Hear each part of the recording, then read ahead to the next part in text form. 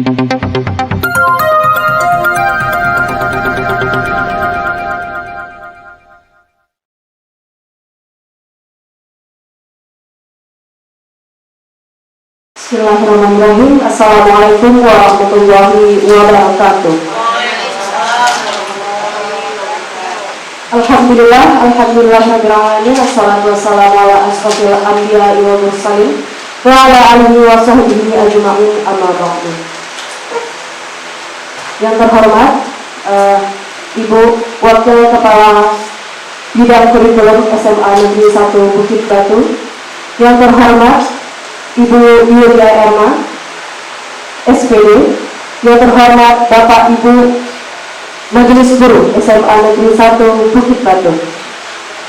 Alhamdulillah, pada pagi hari ini kita akan melaksanakan diseminasi budaya positif yang akan disampaikan oleh Ibu Yulia Erma, SPD. Sebelumnya, mari kita dengarkan kata sambutan oleh kepala sekolah. Dalam hal ini akan disampaikan atau akan diwakilkan oleh Ibu Rasmida selaku Wakil Kepala Sekolah Bidang Kurikulum SMA Negeri 1 Bukit Batu. Kepada Ibu Rasmida, disilakan.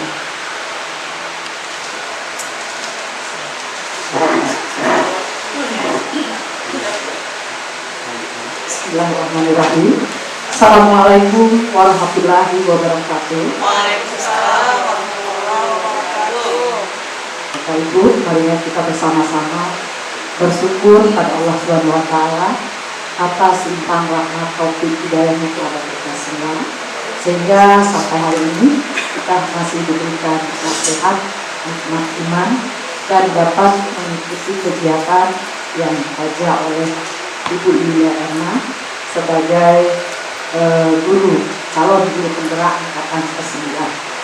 Salam dan salam tentunya kita sampaikan kepada Nabi Junjungan Alam, Nabi besar Muhammad SAW, dengan ucapan Allahumma shalli ala Muhammad wa ala ali Muhammad. Mudah-mudahan kita mendapat syafaat dan menjadi pengikut beliau sampai akhir hayat kita nanti. Amin. Amin.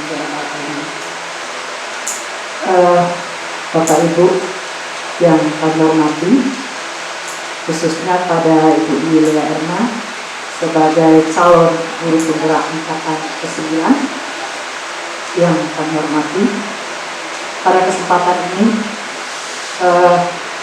kami mewakili kepala sekolah ada beberapa hal yang akan kami sampaikan.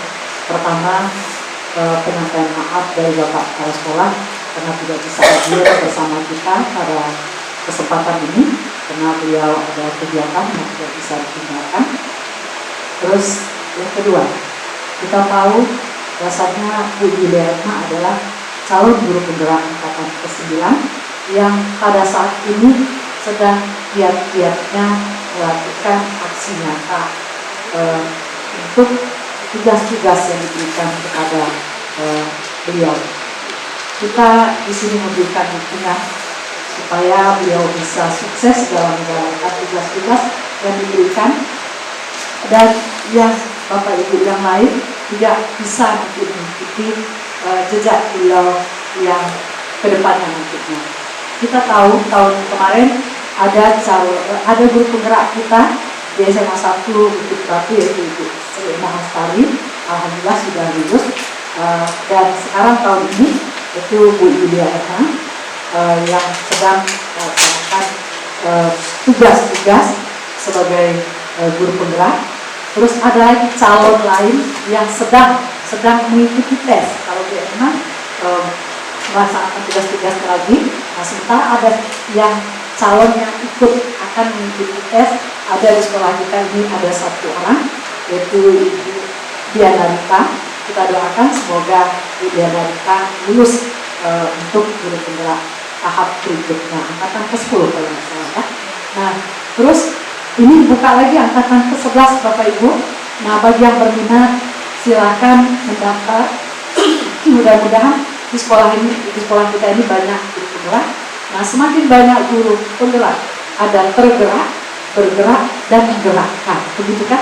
Nah, tergerak hati kita, terus bergerak, kita melakukan bergerak, terus menggerakkan teman-teman. Nah, kita gerakkan, semoga sekolah kita berubah ke arah kemajuan lebih baik lagi. Hari demi hari bergerak, terus berubah ke arah kebaikan. Itu yang kita harapkan ya. Nah, begitu hari ini Bu Emma akan mendiseminasikan tentang budaya positif. Budaya positif apa yang akan kita terapkan di sekolah yang pantas, yang bisa dilakukan di sekolah. Nanti akan dikupas oleh Bu Emma secara panjang lebar.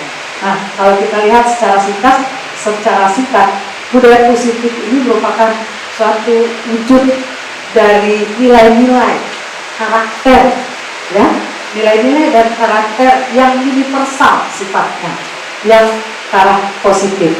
Nah, mungkin itu saja kita ini dalam sambutan ini, mungkin itu saja yang dapat saya sampaikan. Terus kami berpesan pada Bu Emma, semoga Bu Emma bisa melaksanakan, memang tugas guru penggerak ini banyak, ya. Di sela-sela kesibukan Bu Emma bisa melakukan tugas-tugasnya dengan baik. Kami juga mendoakan semoga Bu Emma sukses, karena kita tahu tugas guru penggerak itu di samping dia belajar, dia juga harus melakukan tugas-tugas yang dituntut dari seorang guru penggerak yang bisa membawa pembaharuan di sekolah kita ini. Jadi kami berikan dukungan pada Bu Emma sepenuhnya, semoga Bu Emma bisa sukses dalam menjalankan tugas-tugasnya. Semangat, dan yang lain juga bersemangat untuk ikut ke depannya. Hanya itu yang dapat saya sampaikan. Terima kasih atas kesempatan yang diberikan. Mohon maaf atas segala kesilapan. Bila taufiq wal hidayah. Assalamualaikum warahmatullahi wabarakatuh.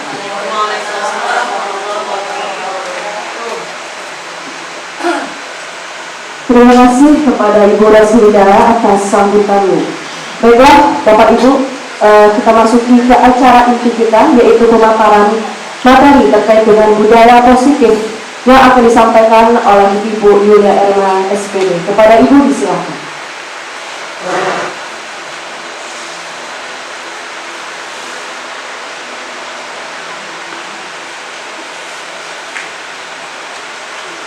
Assalamualaikum warahmatullahi wabarakatuh. Selamat pagi ibu-ibu semua. Ya, salam dan bahagia ibu-ibu SMA Negeri 1 Bukit Batu. Semangat ya ibu. Semangat. Oke, luar biasa. Baiklah, izinkan saya untuk mendiseminasi apa yang telah saya dapati selama saya menjadi murid di CGP Angkatan 9.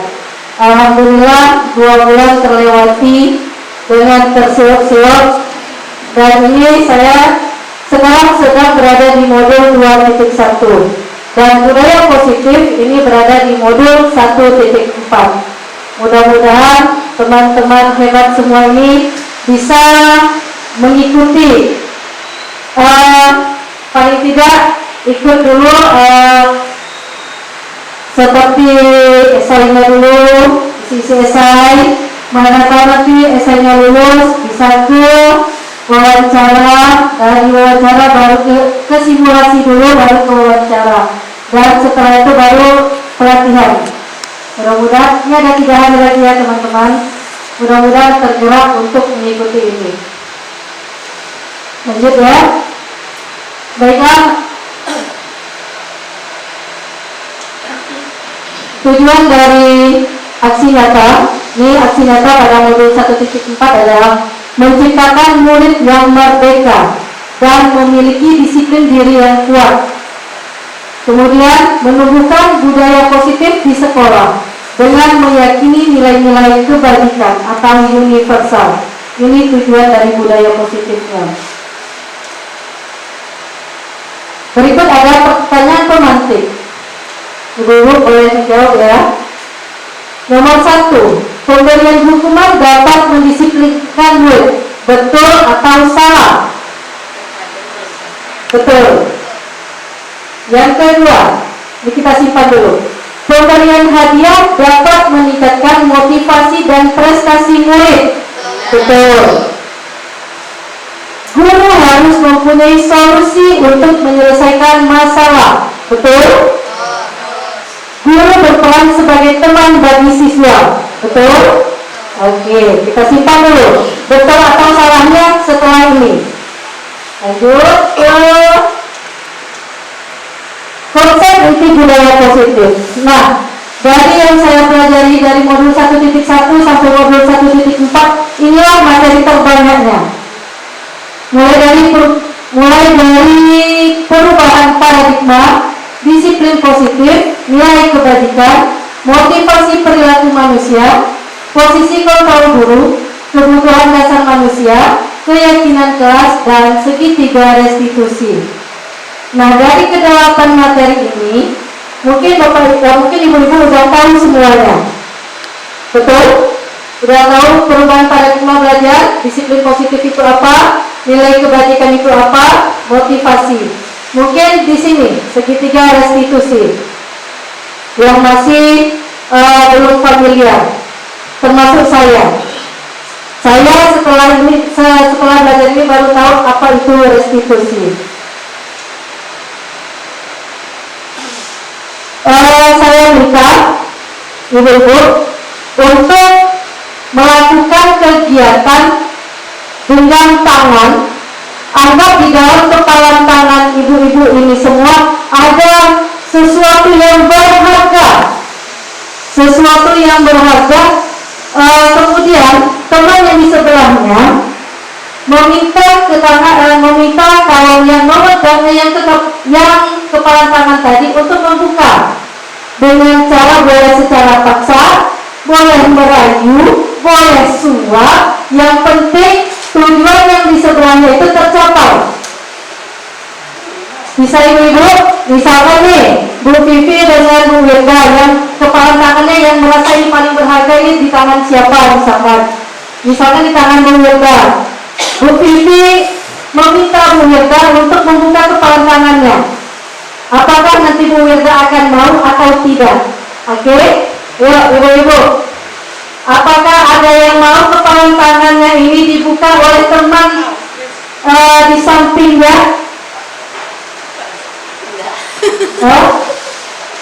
Di dalam kepala tangan ini ada sesuatu yang sangat berharga, ada intan berlian.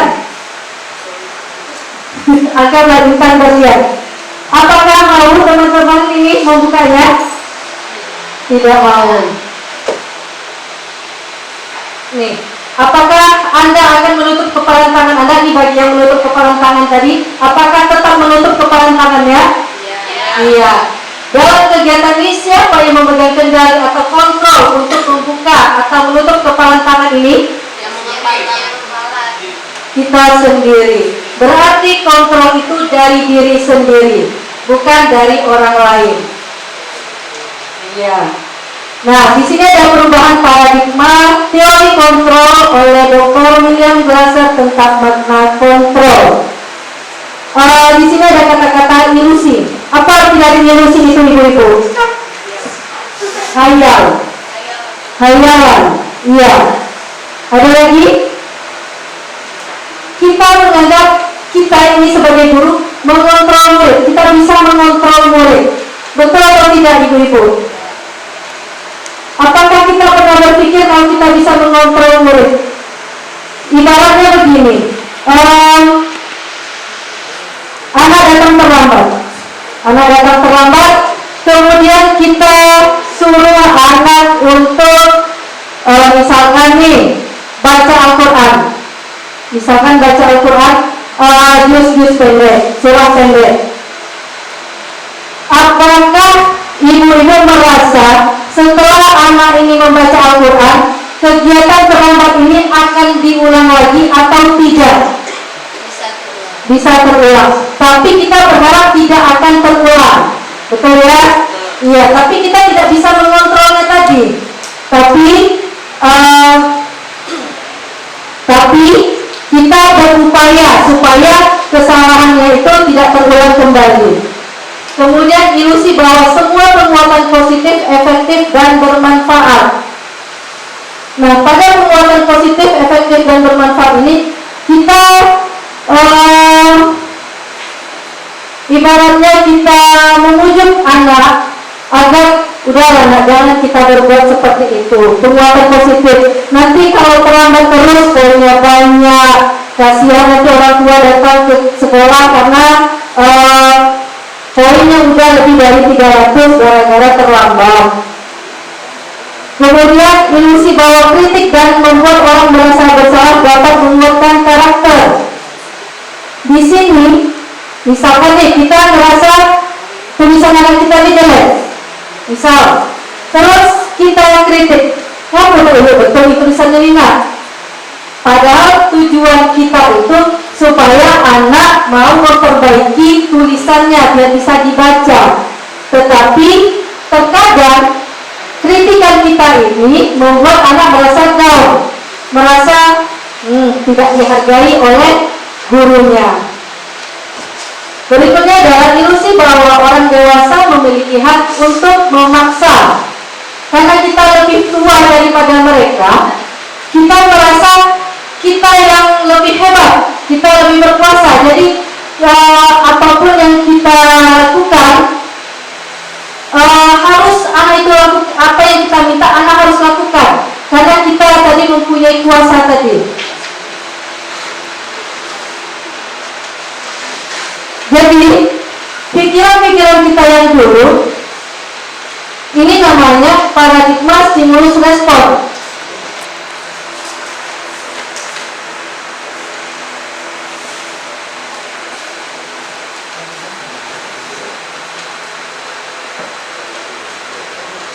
Di sini Pak lanjut ya. Di sini ada stimulus respon dan teori kontrol. Nah, pada stimulus respon, realitas atau kebutuhan kita sama. Ternyata realitas atau kebutuhan kita itu berbeda setiap orangnya. Semua orang melihat hal yang sama. Namun pada teori kontrol, setiap orang memiliki gambaran berbeda. Kita mencoba mengubah orang agar berpandangan sama dengan kita. Pada teori kontrol, kita berusaha memahami pandangan orang lain tentang dunia.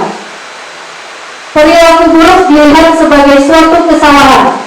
Pada teori kontrol, semua perilaku memiliki tujuan. Nah, meskipun tujuannya, misalnya, semua perilaku memiliki tujuan. Anak berbuat salah, misalkan dia datang terlambat, itu pasti ada tujuannya. Walaupun kadang ada yang terlambat bangun tidur, tapi kan ada sebagian yang lain alasannya. Kemudian orang lain bisa mengontrol saya. Pada teori kontrol, hanya Anda yang bisa mengontrol diri Anda, hanya kita. Saya bisa mengontrol orang lain, Anda tidak bisa mengontrol orang lain. Pemaksaan ada pada saat bujukan gagal. Nah, maksudnya ini ketika udah dibujuk, kita udah dibujuk tapi tak mau udah dibujuk, paksa aja jatuhnya nanti. Kemudian pada teori kontrol, kolaborasi dan konsensus menciptakan pilihan-pilihan baru. Pada stimulus respon, model berpikir menang atau kalah. Pada teori kontrol, model berpikir menang-menang. Nah, disiplin positif. Sebenarnya disiplin ini berasal dari kata Latin, yaitu disiplina, yang artinya belajar.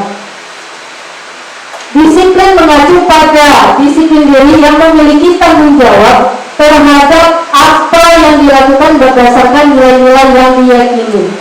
Tapi kenyataannya, kalau anak-anak berpikir disiplin itu seperti peraturan, sehingga mereka tidak nyaman dengan adanya disiplin.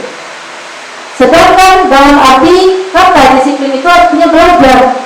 Nah, di sini pada disiplin positif merupakan salah satu cara penerapan disiplin yang bertujuan untuk menumbuhkan kesadaran serta memperdayakan murid tanpa imbalan penghargaan atau reward, ancaman atau hukuman. Ingat, tanpa imbalan penghargaan, ancaman, atau hukuman disiplin positif. Jadi untuk apa? Nilai apa yang akan kita capai pada disiplin positif? Nilai-nilai kebajikan universal. Seperti kita udah belajar yang kelima, kita ada yang namanya profil pelajar Pancasila. Bagaimana Ibu? Boleh menjawab Bu, itu ada mikrofon di depan. Apakah alasan Anda melakukan hal ini?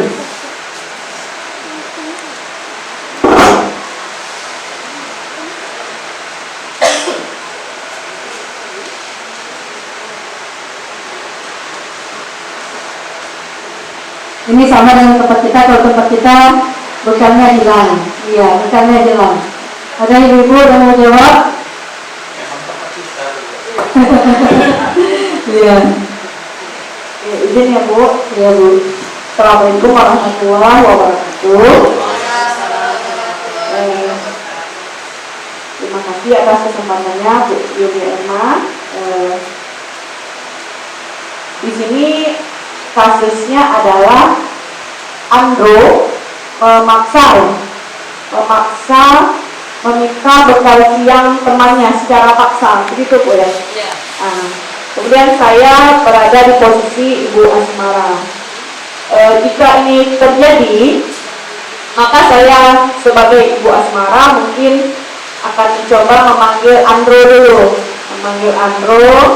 kemudian bertanya apa alasannya meminta bekal pada temannya itu secara paksa. Kemudian setelah saya mengetahui duduk masalahnya, kemudian coba juga memanggil temannya tadi yang dipaksa tadi. Kemudian setelah mendapat masing-masing alasannya, dan ini kemudian kita diskusikan bersama-sama di permasalahan ini di sekolah kita terutama gitu ya, untuk dicari solusinya bersama-sama. Mungkin seperti itu Bu Ena. Terima kasih. Terima kasih kepada Ibu Endang. Ada yang lain? Iya, silakan Bu Fitri. Ini 2 pertanyaan ya Pak? Betul Bu. Ada 2 pertanyaan. Alasan Anda melakukan hal ini apa? Menurut Ibu lah itu. Yang jelas, kenapa dia meminta berarti dia merasa butuh. Di situ apakah makan siang dia makan? Di situ kan kita tahu kalau misalnya makan siang dia ambil lalu dia mau makan, berarti dia butuh, itu alasannya, ya. Lalu tanggapan saya, ini kasus ini sebenarnya berkaitan dengan karakter ya, bagaimana cara, kalau menurut saya ya pasti pendekatan. Kalau kita mengajar anak SMA itu tidak bisa langsung dimarah segala macam, karena ini kebutuhan. Apalagi kita tahu makan itu merupakan kebutuhan primer, artinya kebutuhan pokok dan wajib yang harus dipenuhi terlebih dahulu. Ya, jadi pertama ya pasti pendekatan dengan anaknya sendiri. Jika hal ini masih dilarang, kemungkinan ya silakan menghubungi atau konfirmasi pada orang tuanya, apakah benar anaknya tidak dikasih makan atau tidak ada dapat uang jajan sama sekali, seperti itu. Pokoknya tidak dimarah, dan di sama temannya mungkin ya, sama temannya, apakah kalian setelahnya perlu memperhatikan si Andro ini? Kalau kalian memperhatikan, mungkin tidak akan merasa terpaksa berbagi makanan gitu. Jadi mungkin dari segi di kelas mungkin kekompakan atau rasa kebersamaan lah yang bikin si Andro ini maksa atau meminta dengan baik, seperti itu. Terima kasih. Ya, terima kasih Bu Fitri atas jawabannya luar biasa. Nah, di sini kan tidak dijelaskan kenapa Andro mengambil. Kita hanya mau mengandai-andai. Kata Bu Fitri, dia kalau memang tidak makan, berarti dia mau bertahan untuk hidup. Ini dia. Kebutuhan dasarnya yang pertama adalah untuk bertahan hidup. Karena kalau kita pulang sampai sore tidak makan, tentu lapar. Jadi cara instannya adalah dengan mengganggu bekal temannya atau mengambil bekal temannya, atau dia pengennya mencari perhatian. Dengan mengambil bekal temannya, dia mau mencari perhatian wali kelasnya. Kenapa? Karena kalau mudah dia mengambil bekal, tentu wali kelasnya manggil dia, tentu bertanya. Tentu masih wali kelasnya menasihati, mengapa dan mengapa dan mengapa. Ternyata dia rupanya butuh kasih sayang dari orang tua, dan itu tidak didapatkan di rumah. Dan akhirnya dia mencari perhatian di luar rumah dengan cara ini tadi, melakukan hal-hal yang kurang baik. Kemudian kebebasan. Nah, kalau kebebasan berarti dia apa ya? Dia tidak ini. Bagaimana? Orang tuanya mungkin Iya, iya. Hampir sama dengan yang ini, kasih sayang dan rasa diterima tadi. Kemudian kesenangan. Kalau kesenangan dia hanya sekedar iseng-iseng aja. Dia mulai iseng-iseng, kadang mungkin ya. Dari temannya berkawan-kawan, rupanya tak sesuai dengan hati dia, uang. Atau dikasih dengan teman-temannya yang lain yang membutuhkan menurut dia ya. Kemudian penguasaan. Kalau penguasaan ini dia merasa hebat. Jadi dia ini bisa jadi dia menindas temannya yang lemah. Jadi kebutuhan dasar manusia ini berbeda-beda. Begitu juga dengan anak-anak kita ibu-ibu. Dan benar kata Bu Undang dan Bu Fitri, yang ini tadi, maaf ya.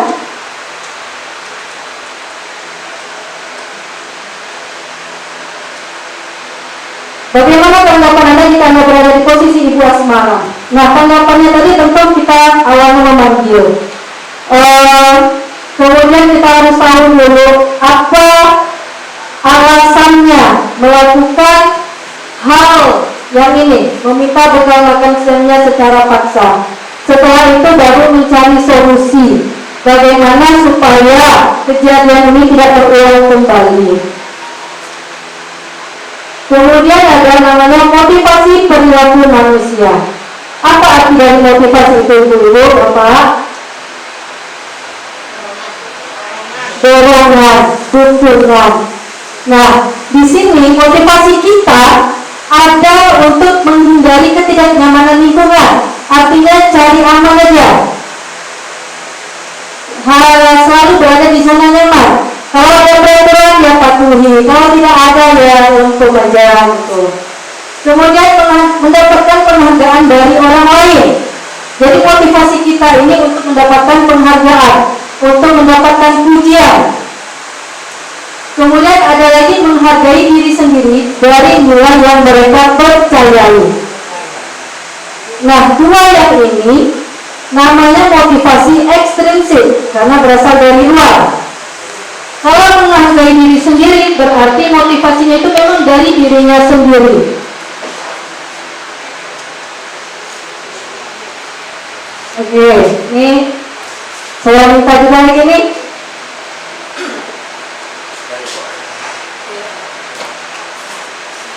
Tanggapan ibu-ibu mengenai hal ini. Ada tindakan guru, ada beberapa tindakan guru. Mencatat 100 kali di dalam buku kalimat saya tidak akan terlambat lagi karena terlambat sekolah. Ini termasuk hukuman atau konsekuensi? Konsekuensi. Hukuman atau konsekuensi? Hukuman, oke, simpan lagi. Lari mengelilingi lapangan basket 2 kali putaran karena terlambat hadir di sekolah. Hukuman juga, oke. Boleh diminta untuk push up 15 kali karena tidak menggunakan helm ke sekolah. Hukuman. Menggantikan kertas tugas teman yang telah dicoret-coret. Konsekuensi. Membersihkan tumpahan air di meja tulis karena tersenggol pada saat belajar. Konsekuensi. Murid disuruh untuk mengenakan sepatu seharian Murid disuruh untuk mengenakan sepatu seharian di sekolah karena tidak mengenakan sepatu. Misalnya nih, murid disuruh untuk tidak mengenakan sepatu seharian di sekolah karena tidak mengenakan sepatu hitam, karena kita kan sepatu hitam di sekolah. Hukuman atau konsekuensi? Hukuman.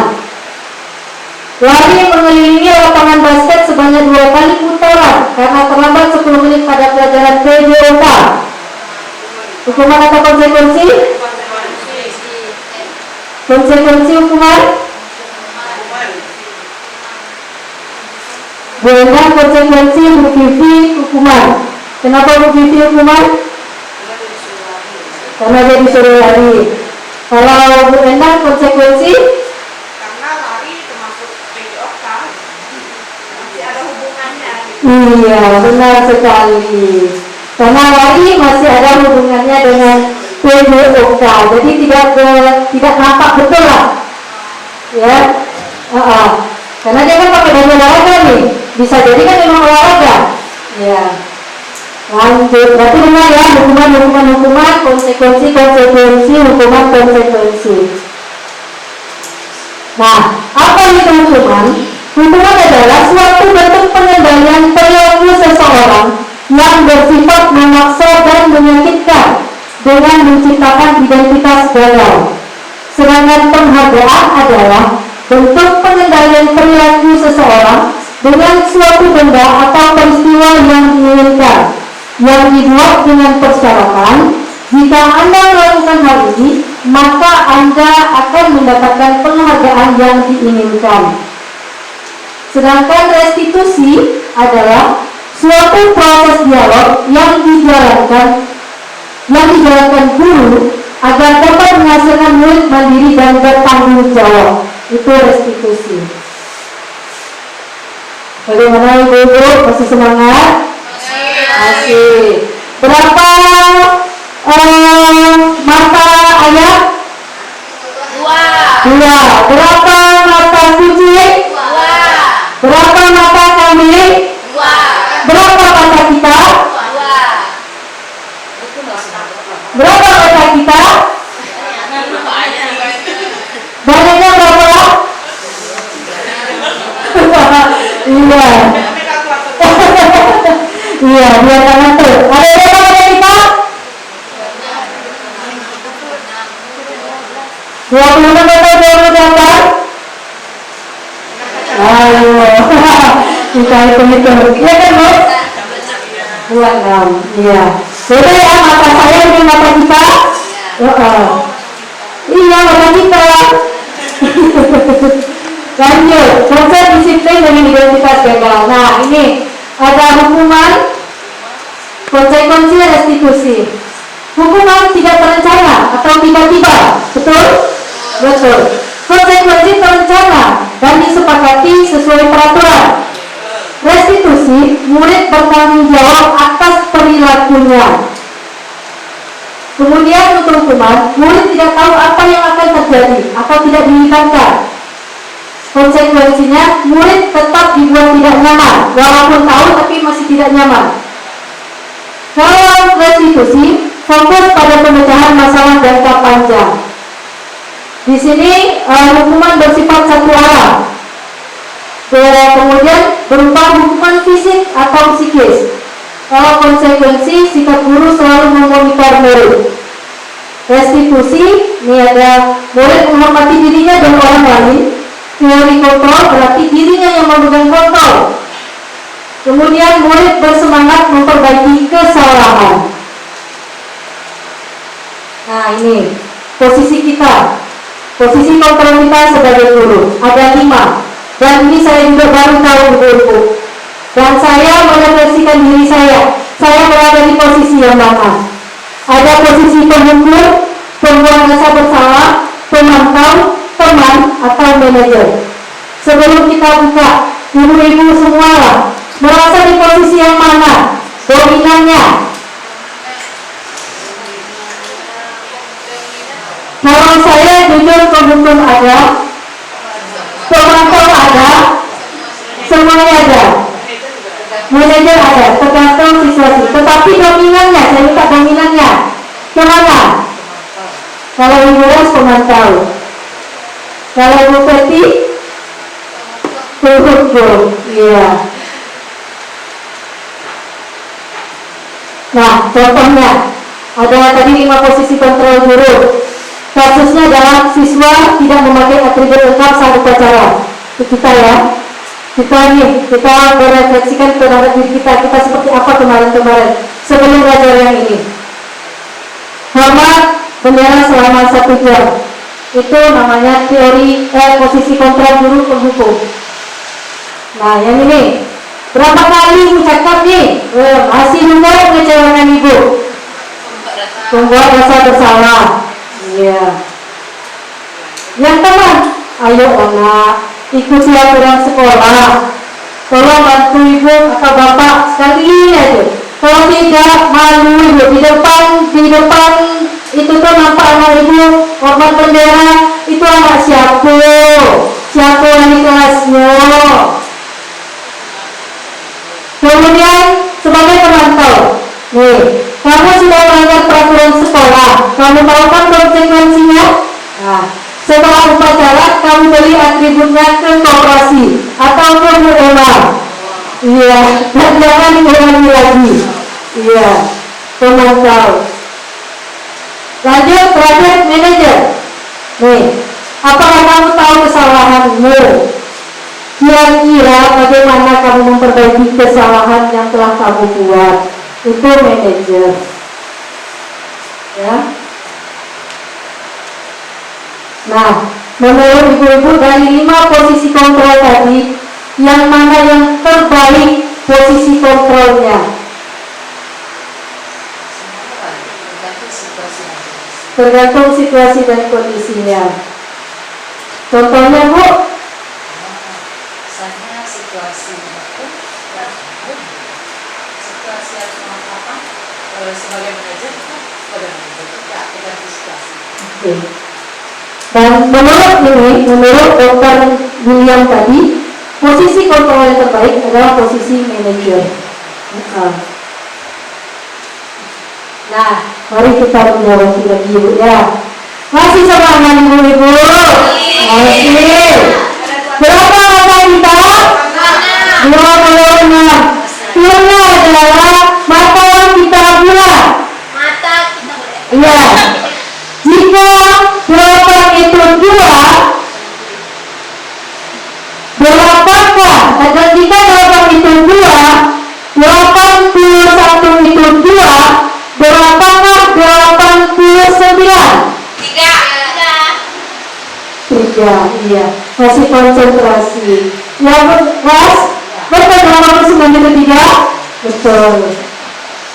Nah, nih posisi kontrol apakah aku?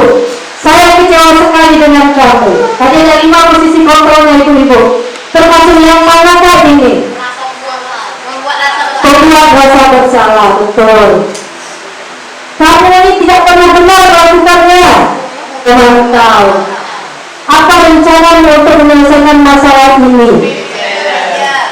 Ayolah, lakukan ini. Kamu tidak akan mendapatkan nilai jika tak bergas. Hukuman. Ya. Mantap. Lanjut. Keyakinan kelas. Mungkin ibu-ibu sudah membuat keyakinan kelas di kelasnya masing-masing. Keyakinan kelas atau kesepakatan kelas? Apa perbedaan keyakinan dan kesepakatan?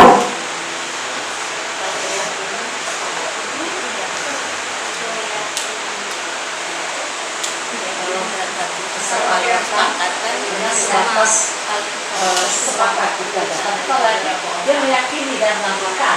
Benar, iya. Benar, memang benar. Luar biasa. Mengapa keyakinan kelas? Mengapa bukan peraturan kelas? Ya. Nih, Alif pakai helm. Mengapa kita memiliki peraturan harus menggunakan helm jika mengendarai kendaraan roda 2? Peraturan itu adalah sesuatu yang dibuat dan dilaksanakan oleh individu agar tercipta suatu kondisi yang tertib, teratur, dan kondusif. Sedangkan keyakinan adalah metode untuk menyimpulkan kembali disiplin positif yang didasari oleh motivasi dari dalam diri. Berarti kalau udah keyakinan itu motivasinya bukan ekstrinsik lagi, tapi udah motivasi intrinsik.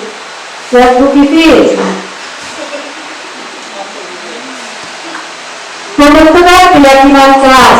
Nah, ingat ya dulu bukan kesepakatan kelas lagi, tapi udah keyakinan.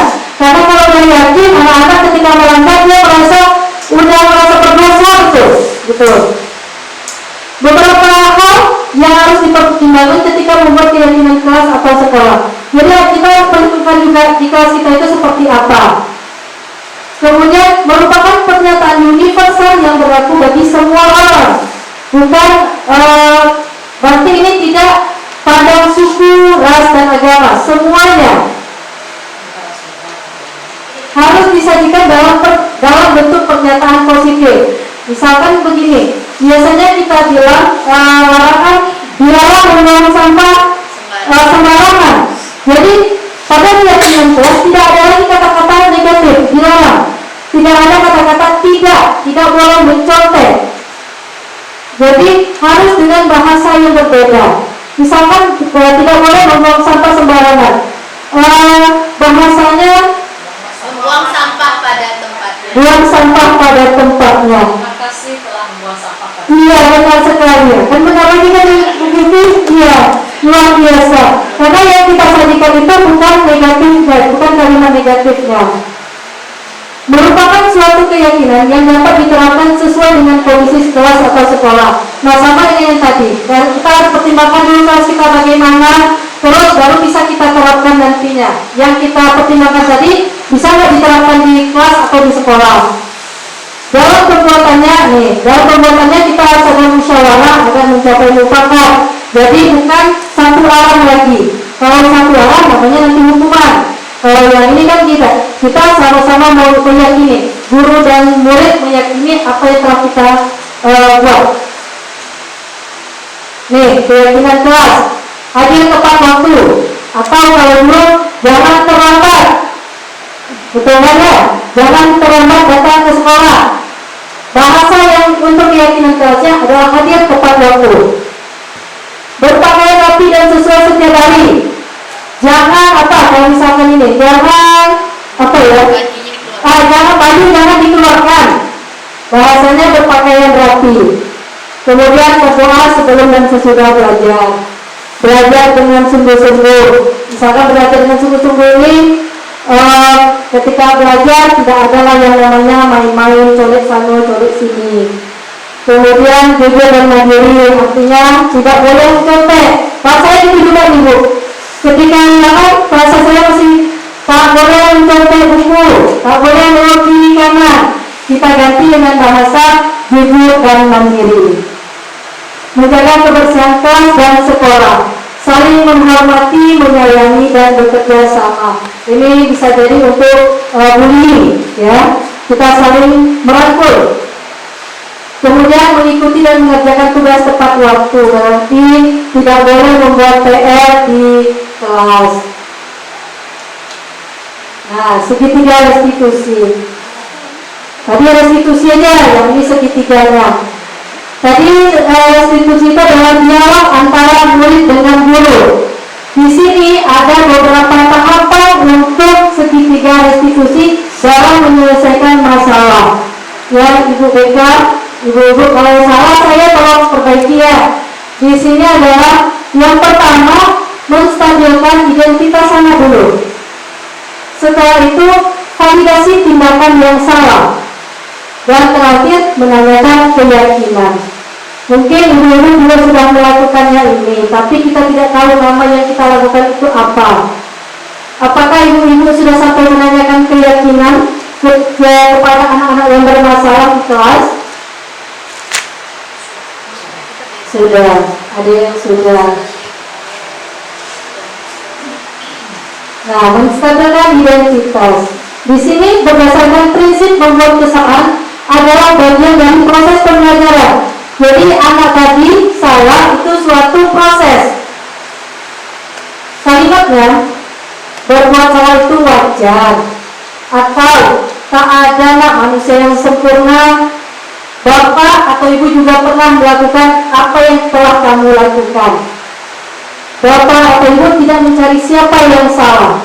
Bapak atau ibu hanya ingin mencari solusi. Kamu berhak seperti itu. Lanjut, validasi tindakan yang salah. Berdasarkan prinsip setiap perilaku berupaya memenuhi suatu kebutuhan tertentu. Jadi ada tujuannya, sebenarnya ada tujuan anak melakukannya itu tadi. Kamu pasti punya alasan melakukan hal itu. Atau padahal bapak atau ibu guru yakin kamu tidak mungkin melakukannya karena mungkin kita nampak di dalam kelas ada pola misalnya, diam aja. Tapi di luar itu bertingkah. Atau kamu melakukannya karena kamu punya alasan yang kuat kenapa kamu membuat kesalahan. Ini validasi tindakan yang salah. Kemudian ada menanyakan keyakinan. Berdasarkan prinsip teori kontrol, pada dasarnya kita termotivasi secara intrinsik, secara yang di dalam tadi. Apa keyakinan kelas kita? Misalkan kita salah nih, apa keyakinan kelas kita? Atau nilai-nilai apa yang kita sepakati bersama? Bagaimana kamu memperbaiki semua kesalahanmu? Kamu ingin menjadi orang seperti apa? Jadi kita tidak langsung menjudge anak itu langsung marah dari A sampai Z. Ya Bapak Ibu. Oke, terakhir. Jadi dalam penerapan program disiplin positif ini hendaknya kita guru memiliki standar kepribadian profesional dan sosial yang baik, di mana guru mampu merefleksikan dirinya dalam posisi kontrol saat ini. Bagaimana perjalanan dirinya sebagai abang atau manajer yang menuntun murid-muridnya menjadi insan yang mandiri, merdeka, dan bertanggung jawab. Demikianlah diseminasi pemaparan saya hari ini. Lebih dan kurang saya mohon maaf ibu-ibu, karena di sini saya juga belajar, saya juga masih banyak. Kalau setelah pelajari banyak salahnya saya, banyak kurangnya saya. Jadi ini saja ibu-ibu. Terima kasih. Saya ucapkan kepada ibu semua dan saya akhiri dengan alhamdulillahirabbil alamin. Assalamualaikum warahmatullahi wabarakatuh.